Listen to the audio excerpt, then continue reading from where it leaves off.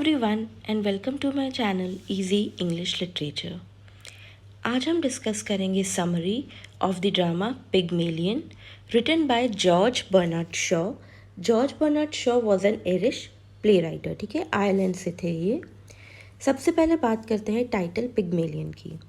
तो ये title Pygmalion लिया गया है एक ग्रीक लेजेंड से, एक ग्रीक स्टोरी से। हुआ क्या था कि एक स्कल्प्टर था, यानी एक मूर्तिकार, जिसका नाम था पिग्मेलियन। तो वो औरतों को कुछ खास पसंद करता नहीं था, इसलिए उसने शादी नहीं की थी। मगर बाद में वो एक मूर्ति बनाता है, एक लेडी की मूर्ति बनाता है, और वो मूर्ति इतनी सुंदर बनकर आती है कि वो लॉर्ड वीनस को प्रेयर करता है कि प्लीज़ इस मूर्ति में जान डाल दो, मुझे ये पसंद है, मैं इससे प्यार करता हूँ।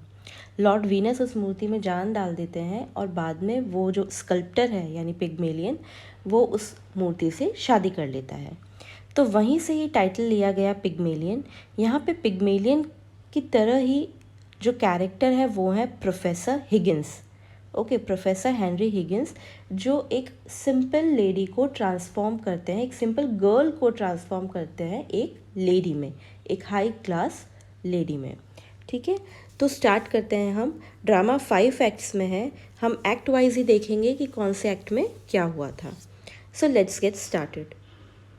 एक्ट 1 जो है वो स्टार्ट होता है कोवेंट गार्डन डिस्ट्रिक्ट ऑफ लंदन में। कोवेंट गार्डन एक प्लेस है जो कि लंदन की एक डिस्ट्रिक्ट में है, वहाँ पे एक्ट 1 होता है।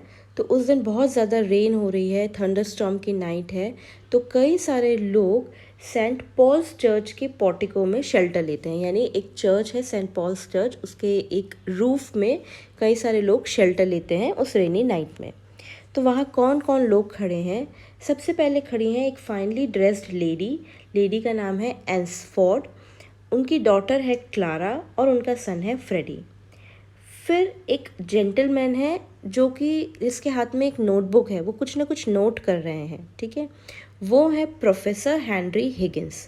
प्रोफेसर हेनरी हिगिंस सबसे इम्पॉर्टेंट कैरेक्टर हैं प्ले के। ये ऑथर हैं हिगिंस यूनिवर्सल अल्फ़ाबेट के, ठीक है, बुक है हिगिंस यूनिवर्सल अल्फ़ाबेट, उसके ऑथर हैं प्रोफेसर हेनरी हिगिंस। ये फोनेटिक्स के मास्टर हैं, ठीक है।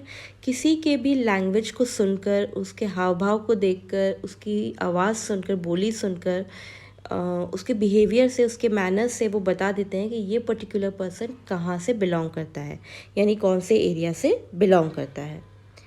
5th पर्सन जो वहाँ पर खड़ा है वो है एक एल्डरली जेंटलमैन जो है कर्नल पिकरिंग। ये स्टूडेंट है इंडियन डायलेक्ट के और ऑथर हैं स्पोकन संस्कृत के, ठीक है, इंडियन डायलेक्ट के स्टूडेंट हैं, स्पोकन संस्कृत इनकी भी बुक है, ऑथर हैं स्पोकन संस्कृत के। तो हमें समझ में आया कि हेनरी हिगिंस और कर्नल पिकरिंग दोनों का इंटरेस्ट सेम ही है, लिटरेचर। ओके, ये फोनेटिक्स से रिलेटेड है और ये स्पोकन संस्कृत या इंडियन डायलेक्ट से। और वहाँ पर एक है फ्लावर गर्ल एलिज़ा डूलिटिल, ये सेकेंड इम्पॉर्टेंट कैरेक्टर है एलिज़ा डूलिटिल। ओके, तो ये 2 इम्पॉर्टेंट कैरेक्टर्स हैं प्ले में। अब क्या होता है कि ये जो लेडी है ये अपने सन फ्रेडी को बोलती है कि जाओ तुम टैक्सी ले आओ, हम टैक्सी में जाएंगे। तो फ्रेडी जब टैक्सी लेने जाता होता है तो ये एलिज़ा डूलिटिल से टकरा जाता है और उसके सारे फ्लावर्स नीचे गिर जाते हैं। तो एलिज़ा फ्रेडी को बहुत कुछ सुनाती है, बहुत कुछ बोलती है, उसने उसके फ्लावर्स गिरा दिए हैं, और वो जो भी बोलती है, जिस भी टोन में बोल रही है, वो सब प्रोफेसर हेनरी हिगिंस नोट करते हैं। एलिज़ा जब देखती है कि हिगिंस नोट कर रहे हैं तो उसे लगता है कि हिगिंस कोई पुलिस ऑफिसर हैं। तो वो हिगिंस के पास जाती है और कहती है कि आप क्या नोट कर रहे हो, मैंने तो कोई क्राइम नहीं किया है। तो हिगिंस बोलता है डरो मत, मैं कोई पुलिस ऑफिसर नहीं हूँ, मैं तो जस्ट फोनेटिक्स का मास्टर हूँ और तुम्हारी टोन्स नोट कर रहा हूँ। बस ये जनरल एक डिस्कशन होता है, जनरल बात होती है उनके बीच में। उसी वक्त वहाँ पे कर्नल पिकरिंग्स भी आते हैं। तो एलिज़ा जो है उनको फ्लावर सेल करने की कोशिश करती है, बट पिकरिंग के पास चेंज नहीं होते, तो वो सिर्फ उनको, एलिज़ा को 3 हैपेंस या हाफ पेनीज उसको ऐसे ही दे देते हैं। मतलब उससे कुछ फ्लावर लेते नहीं हैं और हाफ पेनीज उसे ऐसे ही दे देते हैं। और वो जो लेडी, फ्रेडी की मदर, जिसकी वजह से फ्लावर गिरे थे, वो लेडी भी एलिज़ा को कुछ पैसे दे देती है, जो फ्लावर्स का उसका नुकसान हुआ उसके बदले उसे कुछ पैसे दे देती है। हिगिंस अभी भी सब कुछ नोट कर रहा है, ठीक है। हिगिंस कहता है he could make a duchess of the girl by teaching her to speak properly. वो इतना कॉन्फिडेंट है, वो कहता है कि मैं इसे अच्छे से बोलना सिखाकर इस लड़की को डचेस की तरह, यानी एक प्रिंसेस की तरह बना सकता हूँ। हिगिंस और कर्नल पिकरिंग में बातें होती है, हमें पता है कि इनका फील्ड ऑफ इंटरेस्ट सेम है। तो हिगिंस जो है वो इनवाइट करते हैं पिकरिंग को अपने घर पे। उनका घर है 27A विम्पोल स्ट्रीट। ओके, तो हिगिंस का घर कहाँ है? 27A विम्पोल स्ट्रीट में है। पिकरिंग को वो वहाँ इनवाइट करते हैं और वहाँ से चले जाते हैं। तो जाते वक्त वो क्या करते हैं, कुछ कॉइन्स जो हैं उस फ्लावर लेडी के बास्केट में डाल देते हैं एज अ टिप, मतलब जनरली दे देते हैं। तो इस तरीके से 3 जनों से उसे पैसा मिल गया है अभी, उस लेडी से, कर्नल पिकरिंग से और हिगिंस से। अब फ्रेडी जो टैक्सी लेने गया था वो वापस आता है कैब लेकर, तो देखता है कि उसकी मदर और डॉटर तो वहाँ, मदर और सिस्टर तो वहाँ पर है ही नहीं, वो बस करके चले गए हैं। तो जो टैक्सी फ्रेडी लेकर आता है, एलिज़ा उस टैक्सी में चली जाती है। फ्रेडी को एक एटीट्यूड सा लुक देती है क्योंकि अब उसके पास पैसा है और वो कैब करके टैक्सी से चली जाती है। तो यहाँ पे एक्ट 1 ख़त्म हो जाता है। अब हम आते हैं एक्ट 2 पे। एक्ट 2 है विम्पोल स्ट्रीट में, यानी प्रोफेसर हिगिंस के घर पे। तो पिकरिंग जो है हिगिंस को मिलने आए हुए हैं अभी, और मिसेस पियर्स जो कि हिगिंस की हाउसमेड है, उनके घर का ख्याल रखती है, वो आती है और कहती है कि एक यंग वुमन आई है आपसे मिलने। बाद में पता चलता है कि वो यंग वुमन जो है वो है एलिज़ा। वो आई है हिगिंस से स्पीच लेसन्स लेने, ठीक है, क्योंकि वहाँ पे बारिश की रात में हिगिंस ने कहा था कि मैं इस गर्ल को डचेस में कन्वर्ट कर सकता हूँ। तो वो आई है स्पीच लेसन्स लेने। वो कहती है कि मैं टॉटनहम कोर्ट रोड पे कॉर्नर पे जो फ्लावर शॉप है वहाँ पे काम करना चाहती हूँ, और वहाँ काम करने के लिए मुझे अच्छी टोन होना, अच्छे प्रोनाउंसिएशन होना ज़रूरी है। तो मैं आपसे लेसन लेना चाहती हूँ और हर एक आर के बदले मैं आपको 1 शिलिंग दूंगी। Okay, offers him a shilling an hour, मतलब वो इतना कम अर्न करती है तो उसके हिसाब से इट्स गुड कि ठीक है वो 1 घंटे का शिलिंग दे रही है और आपसे स्पीच लेसन लेने में आई हूँ। तो उस वक्त कर्नल पिकरिंग भी वहाँ मौजूद है। तो वो कहते हैं हिगिंस को कि अगर तुम इस गर्ल को डचेस में कन्वर्ट कर दो तो इसके सारे लेसन्स की फ़ीस मैं पे करूँगा सारे लेसन्स की फ़ी, और मैं ये मान लूँगा कि जितने भी फोनेटिक्स के टीचर्स अलाइव हैं उनमें तुम सबसे ग्रेटेस्ट हो। ठीक है, तो पिकरिंग 2 चीज़ कहते हैं, पे फॉर द लेसन, उसके सारे लेसन की पेमेंट मैं करूँगा, and count Higgins the greatest teacher alive. Higgins भी शपथ लेते हैं to make a duchess of this draggle-tailed gutter snipe in 6 months।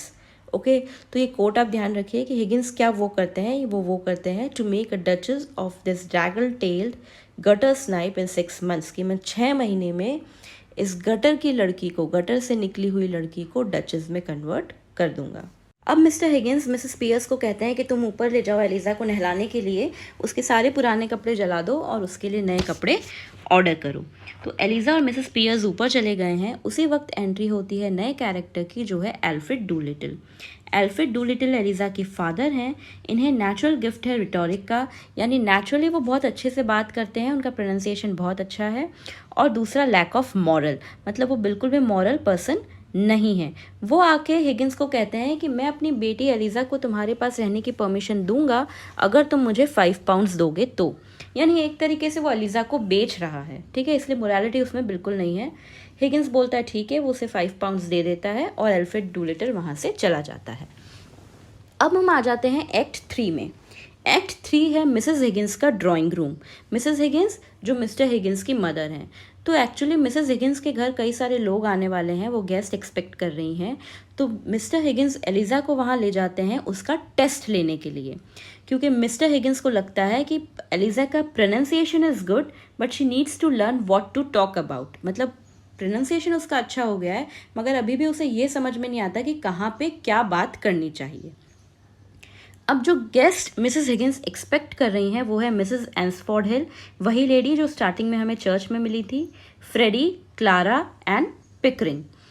तो जब एलिज़ा आती है ऊपर से नीचे उतर के तैयार होके, तो वो इतनी सुंदर लगती है, इतनी प्रेजेंटेबल लगती है कि मिसेस हिगिंस कहती हैं Eliza is a triumph of art end of her dress maker, कि एलिज़ा जो है वो जीत है, ट्रॉफी है अपने ड्रेस मेकर्स की, यानी मिस्टर हिगिंस ने उसे बहुत अच्छे से ट्रेन किया है।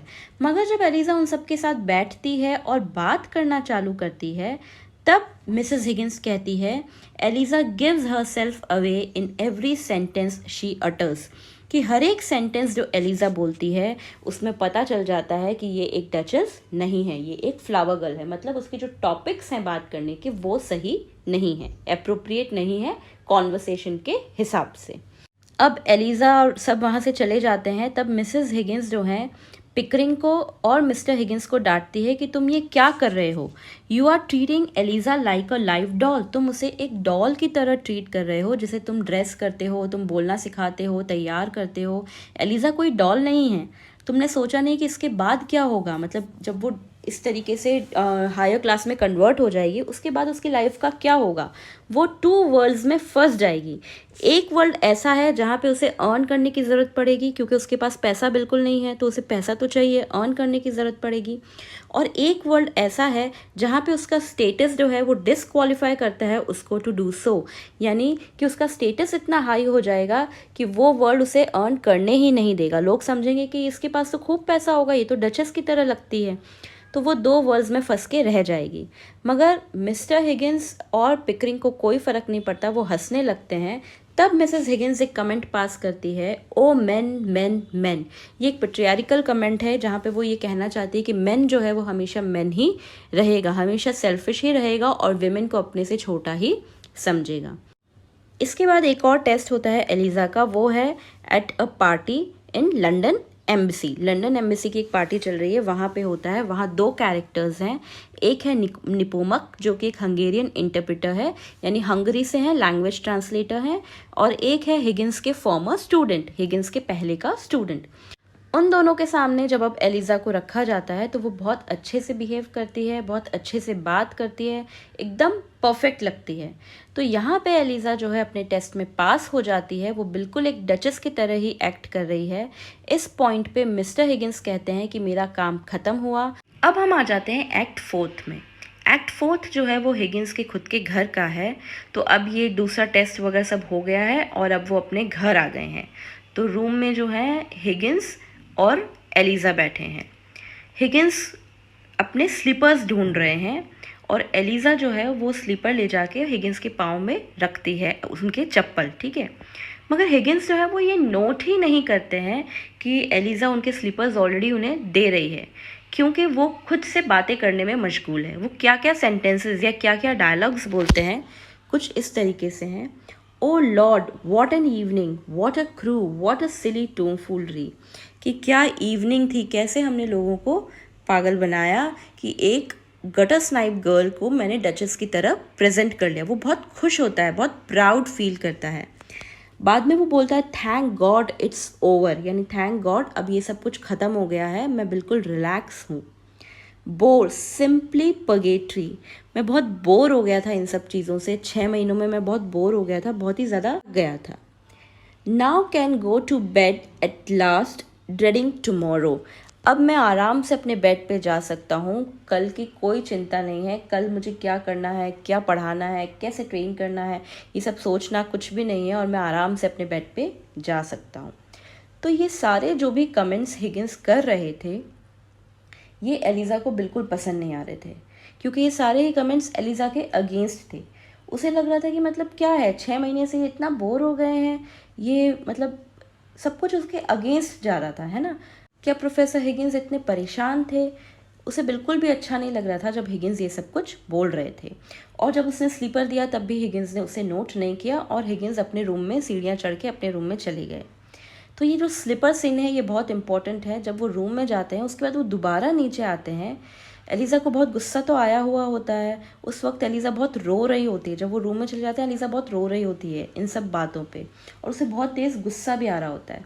जब वो नीचे आते हैं वापस से अपने स्लीपर देखने के लिए, एलिज़ा को बोलते हैं कि तुमने मेरे चप्पल कहीं देखे, तो एलिज़ा वो स्लीपर लेके उनके मुंह पे मारती है। पहले उसने आराम से दिए होते हैं और इस टाइम पे वो उनके ऊपर उन स्लीपर्स को फेंकती है।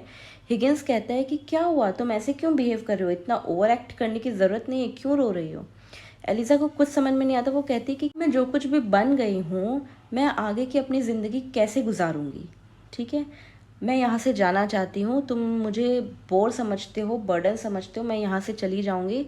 मुझे ये बता दो कि क्या ये कपड़े जो मैंने पहने हैं, क्या इनका पेमेंट भी कर्नल पिकरिंग ही करेंगे, या जो ज्वेलरी मैंने पहनी है वो सब भी मुझे छोड़ के जानी है। उसने एक रिंग दी होती है, प्रोफेसर हिगिंस ने एलिज़ा को एक रिंग दी होती है, वो उस रिंग को भी उतार के फेंक देती है। कहती है कि मैं यहाँ से चली जाती हूँ, ये सब छोड़ के जाऊँगी ताकि मेरे ऊपर तुम चोरी का इल्ज़ाम न लगा सको। हिगिंस बोलता है तुम इतना ओवर एक्ट क्यों कर रही हो, ऐसा कुछ भी नहीं है। मगर एलिज़ा को कुछ समझ नहीं आता। हिगिंस उसे सल्यूशन देता है। क्या सल्यूशन देता है कि तुम किसी अच्छे आदमी से, किसी पैसे वाले आदमी से शादी कर लो। ओके, मेरी मदर तुम्हारे लिए कोई अच्छा आदमी ढूंढ लेगी, तुम उससे शादी कर लो। ये सुनकर एलिज़ा को और भी ज़्यादा गुस्सा आ जाता है। वो कहती है कि मैंने फूल बेचती हूँ, मैं अपने आप को नहीं बेचती। ये कोई सल्यूशन नहीं है कि मैं किसी अमीर आदमी से शादी कर लूँ। कई सारे वर्क्स में एक ऑप्शनल सीन भी दिखाया गया है। जब एलिज़ा घर छोड़ के चली जाती है तो उसे रास्ते में फ्रेडी मिलता है और वो पूरी रात फ्रेडी के साथ कैब में घूमती रहती है। कई सारी बातें होती हैं उनके बीच में और फाइनली वो मिसेस हिगिंस के घर चली जाती है। अब हम आ जाते हैं एक्ट 5 पे, जो है मिसेस हिगिंस का घर। तो यहाँ पे अब कर्नल पिकरिंग और प्रोफेसर हिगिंस दोनों ही आए हैं एलिज़ा को ढूंढते हुए, और वो ढूंढ रहे कहाँ है एलिज़ा, कहाँ है एलिज़ा, पुलिस को फ़ोन करो, एलिज़ा मिल नहीं रही है। तो मिसेस हिगिंस बोलते हैं कि तुम क्यों एलिज़ा को ढूंढ रहे हो और क्यों पुलिस को फ़ोन करना है, वो कोई तुम्हारी प्रॉपर्टी नहीं थी जो खो गई है और अब उसे ढूंढना है। ठीक है, वो अब इंडिविजुअल गर्ल है, उसका पर्सनल चॉइस है, उसे जब तक रहना था वो रही, अब वो चली गई तो उसे ढूंढने की कोई ज़रूरत नहीं है। उसी वक्त एल्फ्रेड डूलिटल वहाँ आते हैं। अराइवल ऑफ एल्फ्रेड डूलिटल यानी एलिज़ा के फादर, जिसने उन्हें 5 पाउंड्स में बेच दिया था। अब स्टोरी में होता क्या है कि एल्फ्रेड डूलिटल जो है वो उसमें बिल्कुल मॉरल था नहीं। प्रोफेसर हिगिंस को लंदन का एक बहुत ही अमीर आदमी बातों बातों में कभी पूछता है कि लंदन का सबसे मॉरल व्यक्ति कौन है, और प्रोफेसर हिगिंस मजाक मजाक में कह देते हैं एल्फ्रेड डूलिटल। ठीक है, क्योंकि उसने अपनी बेटी को बेचा होता है तो वो मजाक मजाक में कह देते हैं कि एल्फ्रेड डूलिटल जो है सबसे मॉरल व्यक्ति है लंदन का। तो वो जो रिच मैन है वो क्या करता है, वो अपनी सारी जायदाद जो है वो एल्फ्रेड डूलिटल को देके मर जाता है, मतलब उसकी डेथ हो जाती है और सारी प्रॉपर्टी एल्फ्रेड डूलिटल को दे देता है। तो अब एल्फ्रेड डूलिटल जो है बहुत ही रिच पर्सन बन गया है। तो वो आया है यहाँ पे हिगिंस को ये सब बताने और कहने कि अब मैं शादी कर रहा हूँ। और वो कहता है कि तुमने, मतलब वो हिगिंस को ब्लेम करता है कि तुमने ये क्या कर दिया, मैं बहुत परेशान रहता हूँ। एल्फ्रेड डूलिटल बहुत परेशान रहता है कि पहले मैं लोगों से पैसा मांगता था, अब लोग मुझे पैसा मांगने के लिए परेशान करते हैं, और मेरी मिस्ट्रेस जो है वो भी मुझे कह रही है कि मुझसे शादी करो शादी करो, और अब मुझे शादी करनी पड़ रही है। तो ये तुमने मेरे साथ बहुत बुरा किया, मतलब एक्चुअली ये जो अमीरी है वो इसको रास नहीं आ रही है, ये तुमने मेरे साथ बहुत बुरा किया। जब मिसेस हिगिंस को पता चलता है कि भाई एल्फ्रेड डूलिटल के पास पैसा आ गया है तो वो सोचती है कि ठीक है, अब मुझे एलिज़ा को बुला लेना चाहिए ऊपर से, क्योंकि अब इसके फादर के पास पैसा है और एलिज़ा आराम से अपने फादर के साथ रह सकती है। तो वो बोलती है कि एलिज़ा मेरे ही घर में है, और वो ऊपर से एलिज़ा को बुलाती है। एलिज़ा जब नीचे आती है तब वो पिकरिंग को थैंक्स बोलती है। Eliza thanks Pickering. वो कहती है the difference between a lady and a flower girl is not how she behaves but how she is treated. वो कहती है कि एक लेडी और एक फ्लावर गर्ल के बीच में डिफरेंस तब नहीं पता चलता कि वो गर्ल कैसे एक्ट कर रही है, डिफरेंस तब पता चलता है तब लोग कैसे एक्ट कर रहे हैं। ठीक है, अगर एक फ्लावर गर्ल को भी लोग बहुत अच्छे से ट्रीट करेंगे, बहुत पोलाइटली, बहुत रिस्पेक्ट से ट्रीट करेंगे, तो वो भी एक लेडी ही है। तो वो गर्ल कैसे ट्रीट करती है या वो गर्ल कैसे बिहेव करती है उससे फ़र्क नहीं पड़ता, लोग उस गर्ल को कैसे ट्रीट करते हैं उससे फ़र्क पड़ता है। उससे पता चलता है कि वो एक लेडी है या फ्लावर गर्ल है। और वो पिकरिंग को थैंक यू बोलती है कि थैंक यू, आपने हमेशा मुझे बहुत अच्छे से ट्रीट किया, हमेशा मुझे रिस्पेक्ट किया, इसलिए मैं आपको थैंक्स कहना चाहती हूँ। और वो हिगिंस को बिल्कुल इग्नोर कर देती है। ठीक है, हिगिंस से बात भी नहीं करती, बिल्कुल ही हिगिंस को इग्नोर कर देती है। अब थोड़े टाइम बाद एलिज़ा और हिगिंस अकेले होते हैं रूम में। तो एलिज़ा कहती है कि मैं फ्रेडी से शादी करने वाली हूँ और मैं फोनेटिक्स की टीचर बनूंगी। तो जैसे ही वो ऐसा कहती है ना, तो हिगिंस को बिल्कुल भी अच्छा नहीं लगता। हिगिंस को लगता है कि नहीं, तुम फ्रेडी से तो शादी नहीं कर सकती हो। हिगिंस एकदम से एलिज़ा को पकड़ लेता है। ठीक है, टाइट होल्ड कर लेता है, ग्रैब कर लेता है और ज़ोर से उसे पकड़ के कहता है कि तुम फ्रेडी से शादी नहीं कर सकती हो। और उस टाइम पे एलिज़ा जिस तरीके से रिएक्ट करती है, जैसे स्ट्रेट खड़ी रहती है, जैसे एक्सप्रेशंस शो करती है, हिगिंस को लगता है कि वो एक डचेस में कन्वर्ट हो गई है। तो इस पॉइंट पे हिगिंस जो है वो एलिज़ा को छोड़ देता है। Now Eliza is a woman, a tower of strength, a consort battleship. अब एलिज़ा एक वुमन है, उसमें बहुत स्ट्रेंथ है और अब वो हार मानने वाली औरतों में से नहीं है।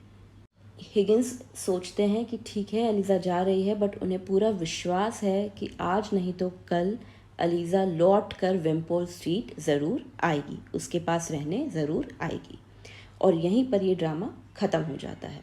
तो बेसिकली ड्रामा में यही दिखाया गया है कि कैसे प्रोफेसर हिगिंस जो हैं एक गटर स्नाइप गर्ल को डचेस में कन्वर्ट करते हैं फिज़िकली, ओके, उसकी ड्रेसिंग को लेकर, उसके फोनेटिक्स को लेकर, उसकी टॉक ऑफ कन्वर्सेशन को लेकर कन्वर्ट करते हैं, मगर एट द सेम टाइम वो गर्ल जो है वो एक वीक गर्ल से कैसे एक टावर ऑफ स्ट्रेंथ में कन्वर्ट होती है।